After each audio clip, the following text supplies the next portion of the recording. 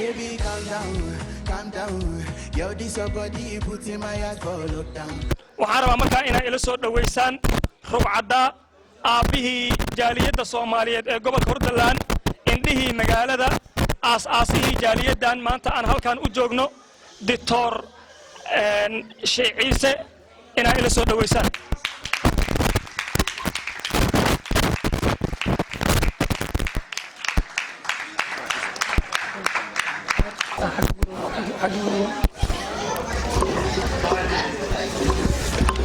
أدر عيسى وحواي وهالدوركي مقالة runtii aad ayuu u mahadsan yahay maanta meeshaan aan joogno dadkii soo aas-aasa ayuu ka mid yahay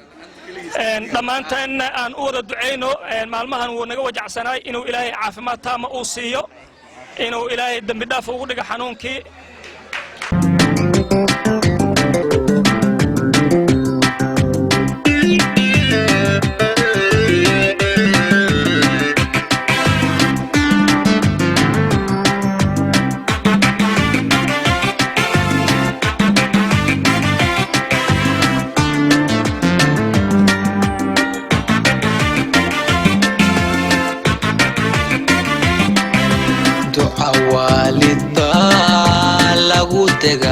dadaal iyo wax qabadba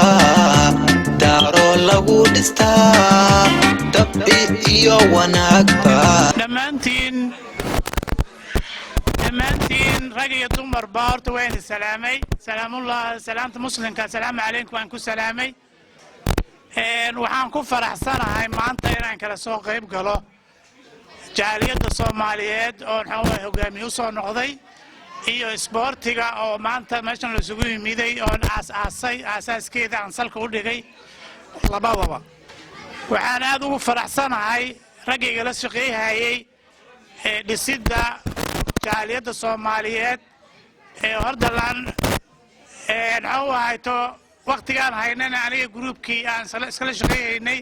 kaalinta saddexaad ay gobolka gashay dhinaca isboortiga haddaan u soo laabto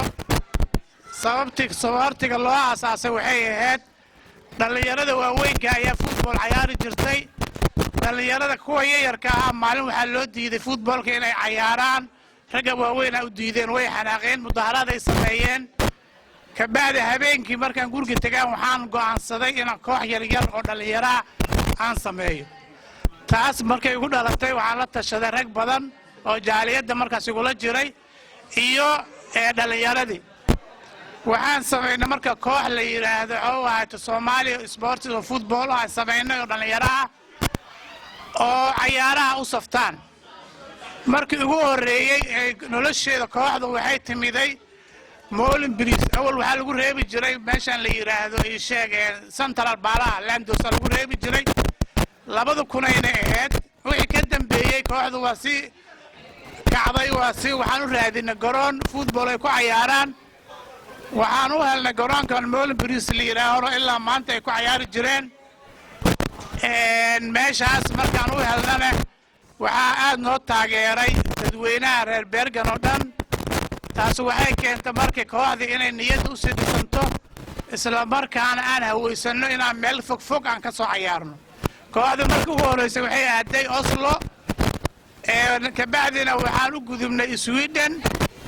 ilaa hadda waxay Sweden ciyaaro badan aan ka qayb galnay magaca Bergen iyo Stavanger aan isku darnay magaca Bergen waxaa laga yaqaanaa maanta Sweden waxaana geeyay rag badan oo ay la soo shaqeeyay aniga gudoomiyaha iyo macalinka kooxdan ahay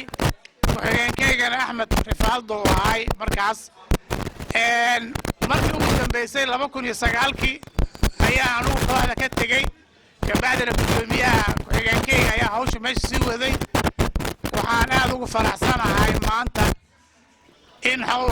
sheegay dhalinyaradii waagaas aan la aasaasnay koobabkooda meeshaan lagu bixinayo waxaan ii sheegaa waxaan u mahad celinayaa gudoomiyaha isboortiga ee gobolka hadda haya gudoomiyaha jaaliyadda bile oo meeshaan ugu sharfay uguna casuumay waxaan leeyahay وشرفتين أدين كان مجا على الذين anigana xawaa tawshan aan aasnay ayaan meel fiican geyseen waxaan kaga mahad celinayaa jaaliyadiisa 20 sano ka bacdi inaan maanta halkan la yiraahdo ka hadal wixii aan aasaasayna hadiyad lagu siiyo qof kastoo wax qabtana saasay ahayd waxaan leeyahay dhalinyaro iyo dumarba ciyaartooy kuwa yar iyo kuwa yar tusma iyo hawaati sheegeen kooxda kale hadda labada aha waxaan leeyahay wadnahayga ayaa inka salaamay wayna salaamay rag iyo dumar inta meesha joogta oo taqaana ma salaama inta la qoon waxa la yiraahdaa gudoomiye ciise ama macallin ciise ama doctor ciise ama sabbiin